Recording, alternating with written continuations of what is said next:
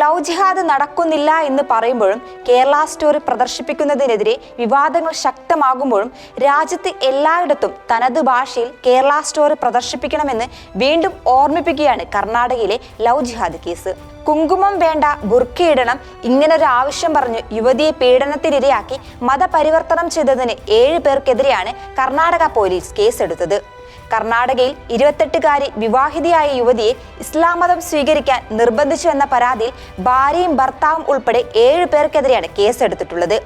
ഹിന്ദുമതത്തിൽ വിശ്വസിക്കുന്ന യുവതിയാണ് പരാതിയുമായി കർണാടക പോലീസിനെ സമീപിച്ചത്. കർണാടകയിലെ ബെലഗാവിയിലാണ് സംഭവം. 7 പേർ അടങ്ങുന്ന സംഘം, ആ സംഘത്തിൽ ഒരാൾ അയാളുടെ ഭാര്യയുടെ മുന്നിൽ വെച്ച് തന്നെ ഈ സ്ത്രീയെ പീഡനത്തിന് ഇരയാക്കുകയായിരുന്നു. സ്ത്രീയുടെ നെറ്റിലെ കുങ്കുമം മായ്ക്കാനുള്ള ശ്രമവും നടത്തി. ബുർക്ക ധരിക്കാൻ നിർബന്ധിക്കുകയും ചെയ്തു എന്നാണ് യുവതി പരാതിയിൽ പറയുന്നത്.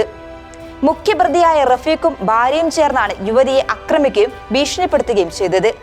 മതപരിവർത്തനം നടത്താൻ ഒരുപാട് തവണ പ്രതികൾ ശ്രമിച്ചതായും അതിനായി യുവതിയുടെ സ്വകാര്യ ചിത്രങ്ങൾ പ്രചരിപ്പിക്കുമെന്ന് ഭീഷണിപ്പെടുത്തുകയും ചെയ്തു എന്നാണ് യുവതി പരാതിയിൽ പറയുന്നത്.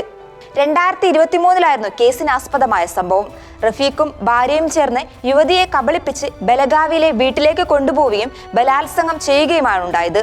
പ്രതികൾ തനിക്കെതിരെ ജാതി അധിക്ഷേപം നടത്തിയെന്നും പിന്നാക്ക ജാതിയിൽപ്പെട്ടതിനാൽ മറ്റൊരു മതത്തിലേക്ക് മാറണമെന്ന് നിർബന്ധിക്കുകയും ചെയ്തുവെന്നാണ് യുവതി ആരോപിക്കുന്നത്.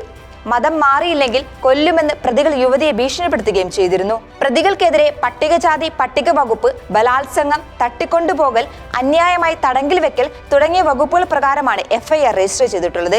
രാജ്യത്ത് മതപരിവർത്തനം നടക്കുന്നതിന്റെ റിപ്പോർട്ടുകൾ ശക്തമായിരിക്കെയാണ് രാജ്യത്തെ പല സംസ്ഥാനത്തും ലവ് ജിഹാദിനെതിരെ നിയമം നടപ്പിലാക്കാൻ ഒരുങ്ങുന്നത്. Seed news, Kozhikode.